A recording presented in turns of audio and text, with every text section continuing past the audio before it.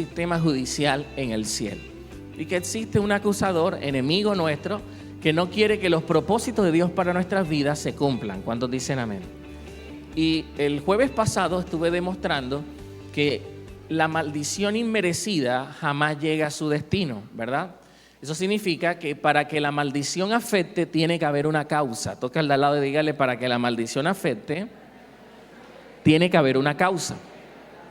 Pastor, ¿y qué significa eso? Bueno, empezamos a explicar de que el diablo, cuando no tiene acusaciones en tu contra, se te muestra como tentador. Amén. Y que por eso teníamos que tener cuidado, porque usa de artimañas para tentarnos, para fallar, para pecar, y luego usar nuestros errores y nuestras fallas como evidencia en nuestra contra delante del trono de Dios. Amén. Así que si lo ven bien, estuve hablando acerca de por qué es necesario que vivamos en santidad. Porque es necesario que vivamos una vida que agrade al Señor. No porque Dios quiere que seamos religiosos. No, la santidad no ha sido jamás un tema religioso. De hecho, es la fuente de nuestro poder. Porque cuando usted no tiene motivo que darle al acusador, es imparable. ¿Cuántos dicen amén? Y por eso le estamos creyendo al Señor por familias santas en esta iglesia, por negocios santos en esta iglesia, por matrimonios santos, por jóvenes santos, porque van a ser jóvenes indetenibles, van a ver la gloria de Dios en sus vidas. ¿Cuántos dicen amén? ¿Se imagina usted que pueda vivir en la vida sin que nada ni nadie lo acuse delante del Padre y que todo lo que usted pueda pedir lo reciba? ¿Se imagina usted viviendo esa vida en la que los cielos se abran a su favor? Yo quiero vivir esa vida. ¿Cuántos dicen amén? Así que lo único que tenemos que hacer es aprender a vivir como Dios nos manda. Ahora, el primer argumento, ¿verdad?, en que se fundamentan las acusaciones del diablo es en nuestras acciones. Pero hoy quiero demostrar cuál es el segundo fundamento en que se argumentan las acusaciones del diablo. Y vamos a leer Mateo capítulo 12, el versículo 36 al 37. Mateo capítulo 12, versículo 36 al 37. Y si están ahí, digan amén. Dice: les digo lo siguiente: el día del juicio tendrán que dar cuenta de toda palabra inútil que hayan dicho. Las palabras que digas te absolverán o te condenarán. Y quiero que noten, antes de profundizar en este primer versículo, que todas las palabras que están hablando ahí están hablando en un contexto de juicio. Este es uno de los versículos que usamos también para demostrar que existe un sistema judicial en el cielo. Y noten los términos judiciales que ahí aparecen. Aparece la palabra juicio, pero también la palabra absolver y la palabra condenar. Entonces, según el diccionario, la palabra absolver significa eximir a un acusado de una pena o de una condena pecuniaria mediante una resolución judicial. Es decir, estamos hablando de que cuando la Escritura dice que las palabras te absuelven, es que las palabras que hablas tienen el poder de declarar inocencia en las cortes del cielo. ¿Alguien está aquí conmigo? Ahora, el diccionario dice que condenar significa imponer, un juez o un tribunal, imponer una pena a una persona por considerarla culpable de un delito o una falta. Entonces, quiero que presten atención a eso, porque la Escritura está diciendo que tus palabras tienen el poder de librarte de una pena o de hacerte merecedor de una condena. Alguien tiene que decir amén.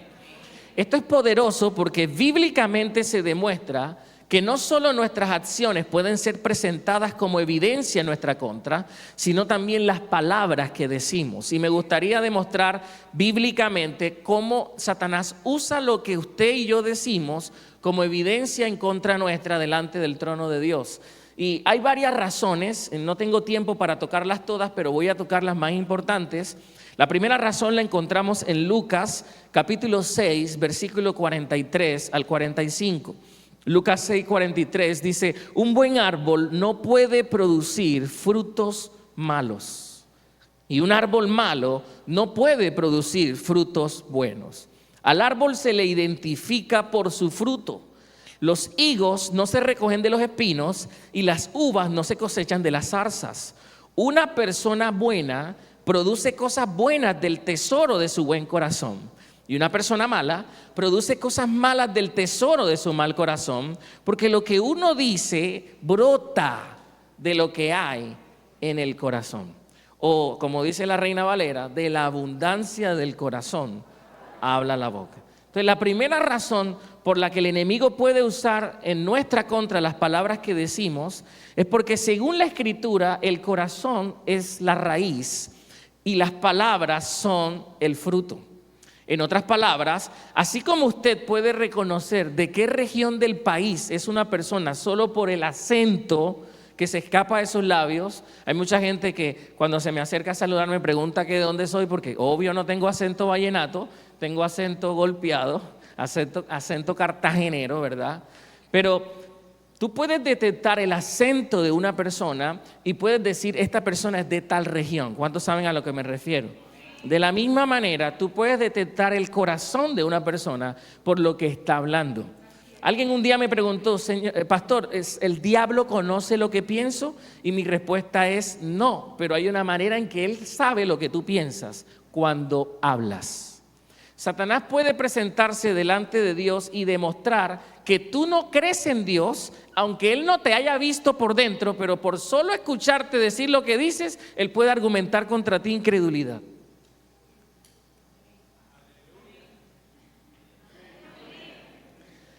El diablo no puede saber lo que tú piensas, lo que hay dentro de ti, porque la Escritura dice que solo Dios es omnisciente. Él ve delante de nosotros. El hombre ve lo que está delante de sus narices, el Señor ve el corazón. Eso es lo que dice la Escritura.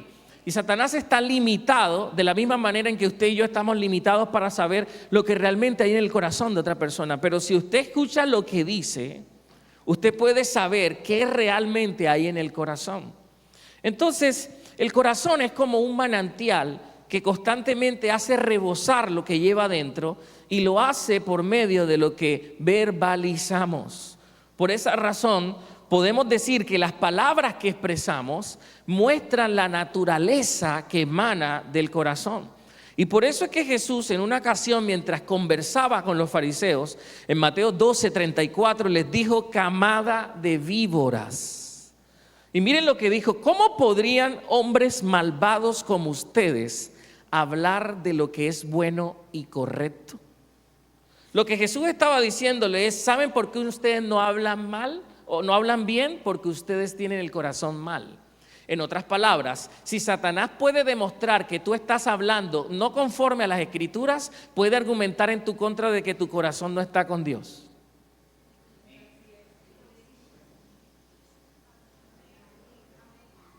Y por eso no es necesario ni siquiera de que Satanás te ponga la perseguidora. Lo único que tiene que hacer es ponerte un microfonito en la sala de la casa.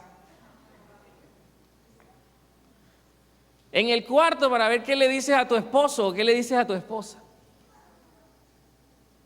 En los cuartos de tus hijos, para ver qué le dices a tus hijos.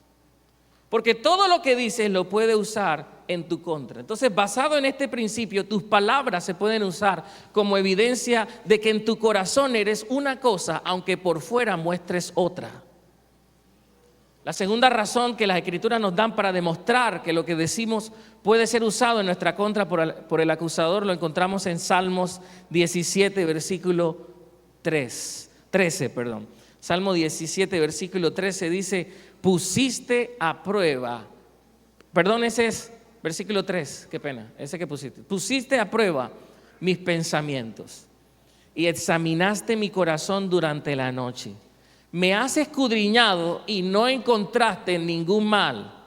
Estoy decidido a no pecar con mis palabras. ¿Eso qué significa? Que usted puede pecar con lo que dice. Toque al de al lado y dígale: tú puedes pecar con lo que dices. Ahora usted dice: pastor, ¿de qué forma puedo pecar? Bueno, mintiendo, engañando, ocultando información a tu esposa, chismeando, murmurando, juzgando. Y la verdad que no tengo tiempo para hablarles de las categorías en las que cada uno de nosotros puede usar sus palabras para pecar. Pero les voy a poner un solo ejemplo. Una de las formas en que una persona de alguna manera peca con lo que dice es mintiendo, y es ampliamente demostrable en la Biblia. Jesús dijo en Juan 8:44 lo siguiente, hablando con los fariseos, les dijo: ustedes son hijos de su padre el diablo y les encanta hacer las cosas malvadas que él hace. Él ha sido asesino desde el principio y siempre ha odiado la verdad, porque en él no hay verdad. Y noten lo que Jesús dijo: cuando miente, actúa de acuerdo con su naturaleza, porque es mentiroso y el padre de la mentira. Y hay varias cosas interesantes en esa declaración. Primero, porque la dio Jesús. Y segundo, porque usted se imagina, con la declaración que acabó de decir Jesús, de que Él es padre de la mentira, de que cuando miente de su propia naturaleza habla, usted se puede imaginar lo que el diablo dice delante del trono de Dios cuando argumenta que usted miente.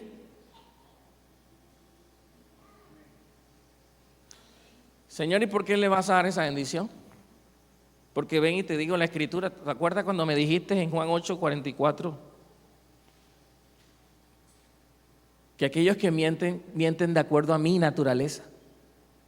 Entonces este hijo tuyo se comporta con hijo mío. Necesito legalizar una maldición.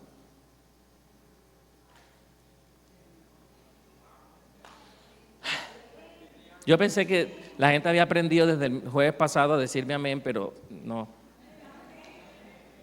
Toca al que está a su lado y dígale: así funciona las acusaciones del diablo en su contra. Ahora, no tengo tiempo para referirme a cómo pasa con el chisme, la murmuración, el juicio, la crítica, hablar más de los pastores, de sus autoridades, difamar al otro, engañar al otro. No tengo tiempo, pero hay soporte bíblico, créanme, para todas esas cosas. Pero voy a adelantarme para empezar a hablarles de la tercera razón por la que el enemigo usa nuestras palabras en contra de los propósitos de Dios para nosotros. Eclesiastés capítulo 10, versículo 12 dice algo poderoso. Libro de Eclesiastés capítulo 10, versículo 12 dice: las palabras sabias traen aprobación, pero a los necios sus propias palabras los destruyen. Hay gente que está mal, ni siquiera porque Dios ha querido, está mal porque sus propias palabras lo han destruido. Toca al que está a tu lado y dígale: los necios se destruyen con sus propias palabras. Y voy a usar esa cita porque voy a demostrar que Satanás conoce lo que yo llamo el poder profético de las palabras. Satanás sabe lo que pasa cuando alguien habla correctamente. Porque te voy a demostrar bíblicamente que el mismo poder que tienen las palabras de Dios cuando Él habla es el mismo poder que tienes tú cuando tomas la palabra de Dios en serio y la pones en tu boca. El diablo sabe perfectamente del poder profético que tienen las palabras y él por eso va a hacer todo lo posible para que ese poder no sea encauzado para lo bueno, sino que sea encauzado para lo malo. En Santiago 3, que es todo el capítulo de la lengua, ¿se acuerdan? La escritura dice que por una sola abertura no puede salir agua dulce ni agua salada. De la misma forma, dice la escritura, la lengua no se puede prestar para bendecir y para maldecir, pero créanme que sí puede hacerlo. De hecho, muchos de los que están aquí adoran al Señor con su lengua y cuando salen de aquí no alaban tanto a Dios con su lengua. Entonces, obviamente, uno puede decir cosas malas y al mismo tiempo decir cosas buenas. ¿Se acuerdan del apóstol Pedro cuando Jesús preguntó que quién decía a la gente que yo era? Y el apóstol Pedro se levantó y dijo, los demás discípulos le dijeron, tú eres Elías, y el otro decía, allá la gente dice que tú eres Jeremías, el otro dice que tú eres Juan el Bautista que ha sido resucitado entre los muertos, pero Pedro se levantó y dijo, tú eres el Cristo, el Hijo de Dios. Y unos versículos después, el Señor le dijo, apártate de mí, Satanás. Pastor, ¿por qué pasa eso? Porque si usted no tiene cuidado, la misma lengua que Dios le dio para traer vida a su alrededor puede destruir su propia familia. Puede destruir todo lo que usted ha logrado en el Señor. Quiero que sepas que el Señor no te bendijo con la boca que tienes para que comas en primer lugar, sino para que literalmente crees realidades y le des curso a tu destino. Génesis capítulo 1, versículo 26, me encanta porque es la primera vez en la Biblia en que se muestra a Dios bendiciendo. Y dice la Escritura, y luego Dios los bendijo con las siguientes palabras. Toca al que está a su lado y dígale, Dios los bendijo con las siguientes palabras. Pastor, ¿qué significa eso? Significa que cuando Dios te va a bendecir, no te da plata, te da una palabra. La gente no enfoca la Escritura, sino a la manera en cómo soluciona él los problemas de su vida cotidiana. La gente dice, bueno, necesito plata para esto, para aquello y para lo otro. Pero Dios no funciona así. Dios jamás te ha dado ni te dará plata. Él te da una palabra y si le crees a la palabra, tú vas a ver cosas nuevas. Por ejemplo, estamos en nuevos tiempos. ¡Oh, aleluya! Y si alguien cree esa palabra, va a haber algo en sus finanzas nuevo, va a haber algo en su familia nuevo, va a haber algo en su ministerio. Yo no sé si alguien tiene que dar un grito de júbilo aquí. Por eso no menosprecien las palabras que salen de la boca de Dios. Jesús se lo dijo claro al enemigo, es que no solo de pan vive el hombre, no solo de la cuenta, no solo de la tarjeta de crédito, no solo con la cuenta bancaria vive un hombre, vive de las palabras que se aferre.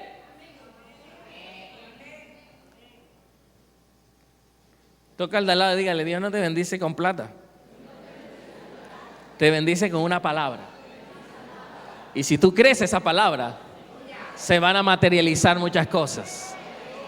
Por eso es que la Escritura pregunta en el Salmo 34, 12 al 13, dice, ¿quieres vivir una vida larga y próspera? Es una pregunta. ¿Quieren vivir una vida larga y próspera? Por este lado, ¿quieren vivir una vida larga y próspera? Y por acá, ¿quieren vivir una vida larga y próspera? ¿Cuál es la respuesta que nos da la Biblia en el siguiente versículo? Entonces, refrena tu lengua de hablar el mal. Refrena tu lengua. ¿Qué está diciendo la Escritura? Está diciendo que los buenos años no llegan, se llaman.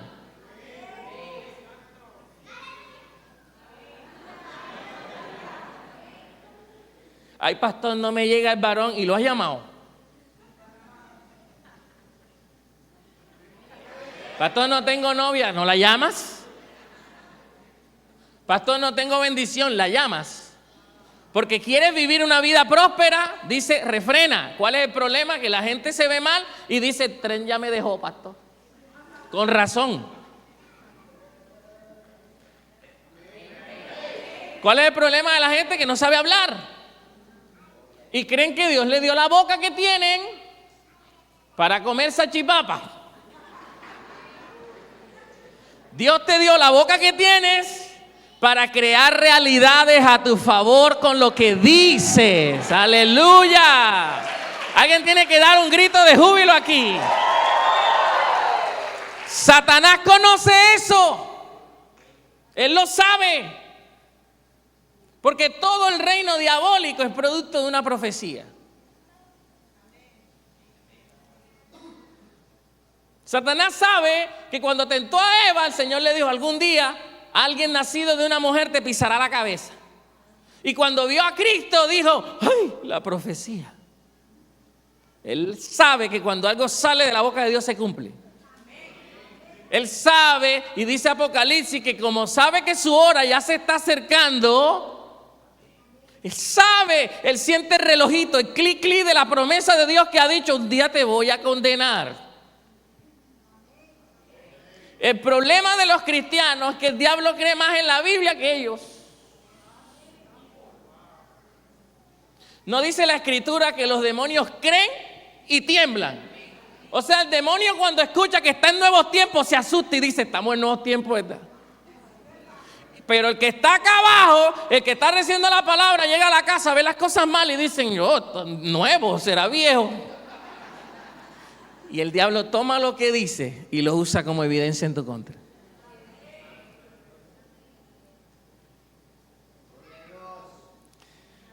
Pastor, ¿cómo usted puede demostrarme que Satanás o que hay valor profético en las palabras que se dice? Bueno, miren lo que... Vamos a poner dos ejemplos. Hay cientos de ejemplos en la Biblia, pero vamos a poner dos ejemplos por cuestión de tiempo. Dice Josué capítulo 6, versículo 26. Dice, en una ocasión... Josué pronunció la siguiente maldición. Y esta maldición la pronunció el día que destruyó el pueblo de Israel a Jericó. la primera ciudad con la que se enfrentaron, ¿se acuerdan que ellos gritaron y las murallas se cayeron? Cuando terminaron de conquistarla, dice, esta fue la siguiente maldición que Josué pronunció. Dijo, que la maldición del Señor caiga sobre cualquiera que intente reconstruir la ciudad de Jericó. Hay gente que cree que Dios no maldice. Dios sí maldice. Pastor, ¿usted por qué dice? No se asuste, la maldición es para usted. Pero el diablo, por ejemplo, está bajo maldición. Y miren lo que dijo Josué, que la maldición del Señor caiga, está ahí, sobre cualquiera que intente reconstruir la ciudad de Jericó. A costa de su hijo mayor pondrá sus cimientos. A costa de su hijo menor pondrá sus puertas. Y yo quiero que ustedes, para que entiendan cómo funcionan las palabras en el mundo espiritual, noten lo específico de esa maldición. La maldición se refería al tipo que intente reconstruir a Jericó va a perder a su familia. ¿Usted está leyendo eso también? Es decir, va a quedar sin descendencia en la tierra. Y pasaron varios cientos de años y Primera de Reyes 16:34, miren lo que dice. Y fue durante su reinado que Hiel, con H, un personaje, un hombre de Betel, reconstruyó Jericó. Noten lo que la Biblia dice. Poner los cimientos le costó la vida a su hijo mayor, Abirán. Terminar la obra y colocar las puertas le costó la vida a su hijo menor, Segub. Y todo esto sucedió de acuerdo con el mensaje de parte del Señor acerca de Jericó transmitido por Josué, hijo de Nun.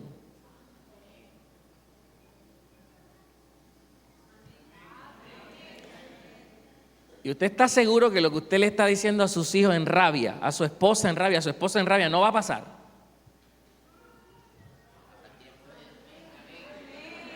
Porque las palabras tienen poder profético. Ahora, me da mucha risa lo que vamos a leer ahorita, porque es lo que el significado que le da maldición a la palabra maldición que le da la definición Wikipedia. Me da risa porque obviamente Wikipedia, yo siempre que busco algún diccionario para definir algo bíblico, obviamente uso un diccionario bíblico, pero de casualidad indagué lo que decía Wikipedia acerca de la palabra maldición y me resulta gracioso y a la vez interesante, porque noten esto. Según Wikipedia, la palabra maldición significa la expresión de un deseo maligno dirigido contra una o varias personas que en virtud del poder mágico del lenguaje logra que ese deseo se cumpla. Hasta Wikipedia sabe que hay magia en las palabras.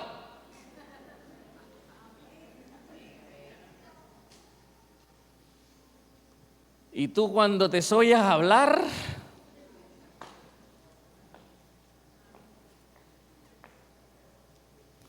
ay no. Pastor, deme otro ejemplo. Vamos a entrar en contexto porque dice la Escritura que Jacob salió huyendo de su hermano Esaú. ¿Se acuerdan? Lean la Biblia, por favor. Primer libro de la Biblia. Jacob llega a la casa de su tío Labán y está una niña muy linda. Yo le llamo Miss Génesis, la niña Rebeca. Dice que estaba tan bonita que cuando la besó lloró. Como quien dice, esto no me puede estar pasando a mí. Trabajó por ella muchos años porque su papá le dijo, ¿la quieres? Él dijo, por supuesto. ¿Cuánto vale la dote? ¿Se acuerdan de la dote de hace años?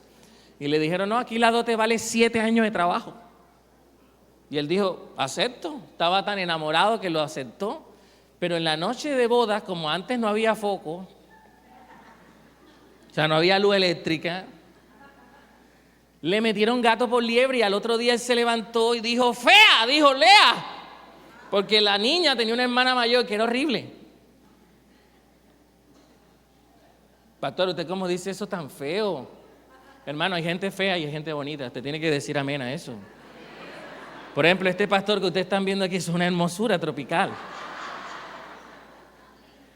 Ahí está mi esposa diciendo amén, gloria a Dios. Pero la Biblia dice de verdad, lean la Biblia y dice, y Rebeca era de hermosa figura y hermoso rostro. Y Lea era de ojos delicados. O sea, ¿qué es eso? Lo único que la Biblia le piropió fueron los ojos. La hermana estaba un poco abstracta. Él se levanta, ve a la hermana abstracta con los pelos abstractos y él dice, ¿qué es esto?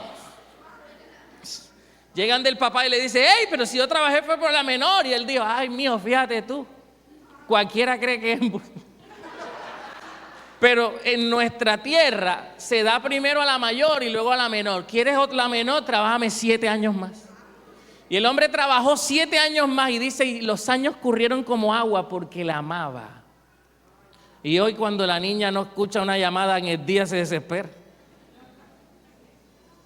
Este hombre por fin se casa con su mujer y empiezan bueno, ella queda embarazada, luego Lea queda embarazada. Bueno, en fin, hay una rivalidad extraña ahí que la Biblia dice que estaban compartiendo a su esposo. Con razón Dios dice en el Nuevo Pacto que hay que tener una sola esposa.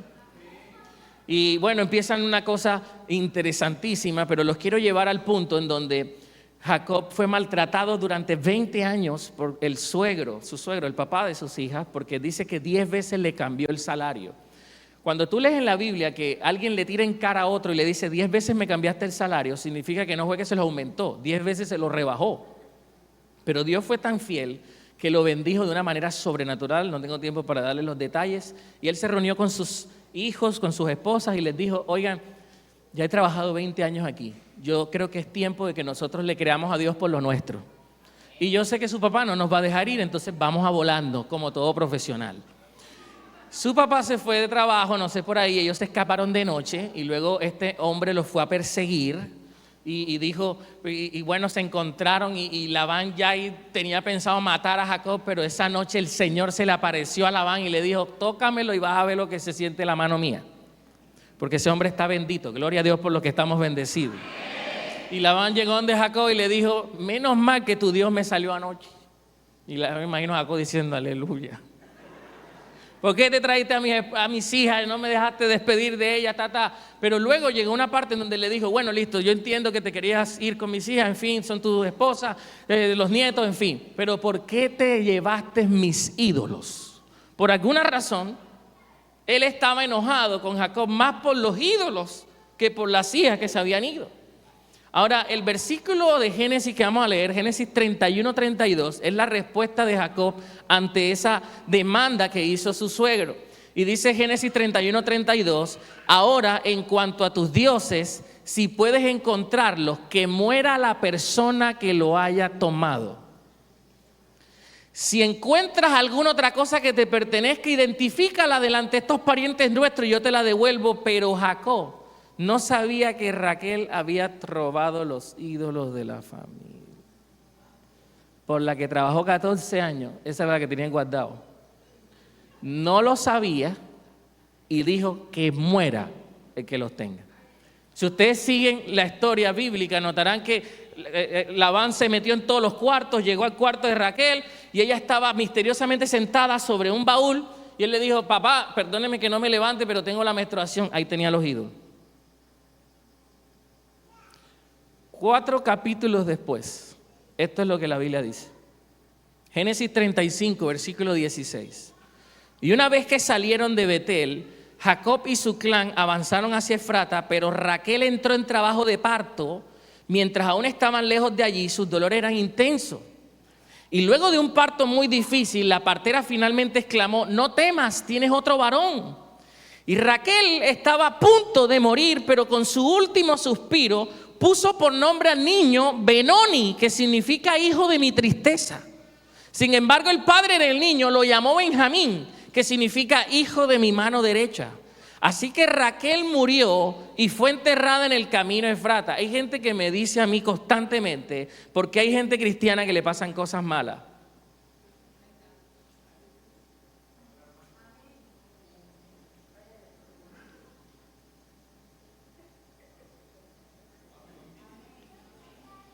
Pastor, ¿tiene otro comentario? No, voy a dejar que piense. Pastor, ¿qué significa eso? Eso está claro, mis hermanos. Ustedes tienen que tener mucho cuidado con lo que están hablando de su familia, de sus esposos, de sus hijos, de sus papás, de su futuro. Porque a veces, estimulados por la rabia, por la tristeza, por la soledad, dicen de ustedes cosas que el diablo solo las usa para acusarlos delante del Padre. No tengo tiempo para demostrarles bíblicamente que el diablo puede hacer que tú te sientas sola para que solo verbalices la acusación que necesita en tu contra. El diablo puede hacer que te sientas mal para que solo hables de las personas con las que no tienes que hablar y seas condenado por lo que tus palabras mismas dicen.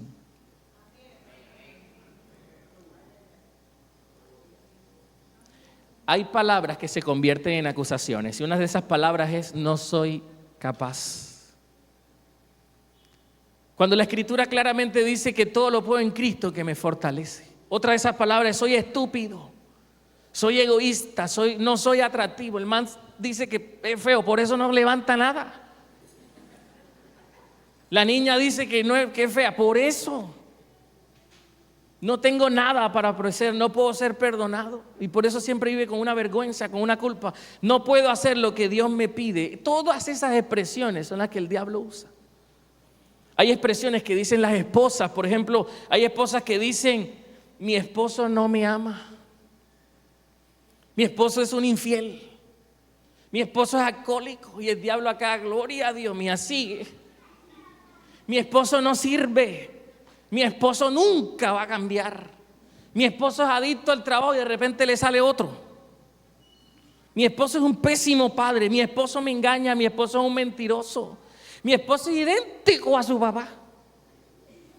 Mi esposo está endemoniado, pastor. Y esto no solo se trata de decir cosas que están mal, se trata de entender que son usadas como acusaciones en nuestra contra.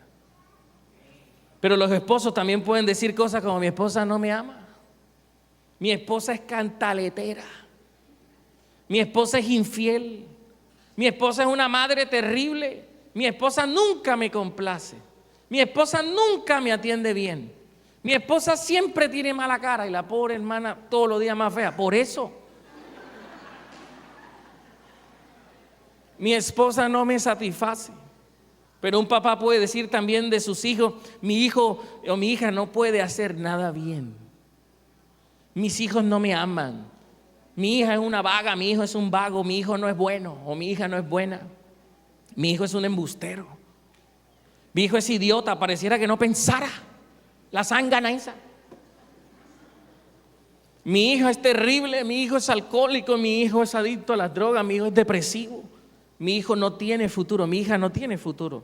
Mi hijo nunca logrará nada en la vida. Mi hija por todo llora. Mi hijo es homosexual. Todas esas palabras son usadas por el enemigo y presentadas como acusación en su contra. Y él dice, Señor, está escrito que las palabras que salen de nuestra boca nos condenan. Pido que se legalice el valor profético de las palabras y que se cumpla lo que ellos están declarando. O sea, el diablo puede llegar ante el trono de Dios a pedirle a Dios, a exigirle a Dios que lo que tú declaras negativamente se cumpla.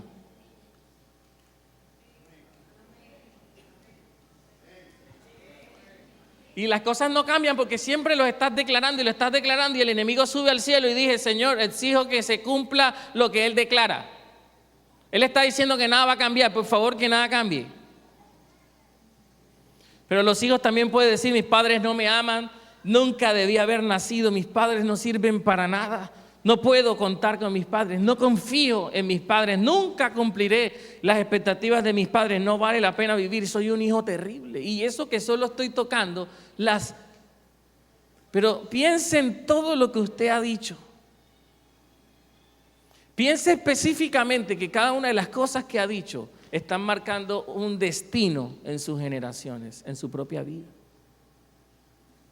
Yo lamento tener que decirles esto, pero muchos de los que están aquí están mal por lo que siempre han estado hablando. Por favor, no culpen a Dios de una calamidad cuando tú mismo la profetizaste. Hay que ir al médico. Ve que fulana se murió de eso, uno nunca sabe. ¿Tú cómo vas a decir eso? Hay palabras en mi casa que es imposible, está prohibido rotundamente mencionar. Una de esas palabras es nunca y siempre. ¿Por qué tenemos que decir que tú nunca me ayudas? Eso es mentira. Por otro lado, nunca decimos el nombre de una enfermedad. Jamás la mencionamos. ¿Para qué voy a darle lugar al nombre de cualquier enfermedad? Nunca digo que esa es la virosis. Jamás. Porque la Biblia dice que por un camino vienen contra mí, por 7 tendrán que huir. Que por las llagas de Jesucristo yo estoy sano. Cuando usted aprende a entender que las acusaciones en su contra no solo se basan en lo que usted hace, sino en lo que usted dice, usted cuida lo que dice. Pero yo creo que estamos hablándole a una generación que se va a levantar a profetizar con su boca lo nuevo de Dios.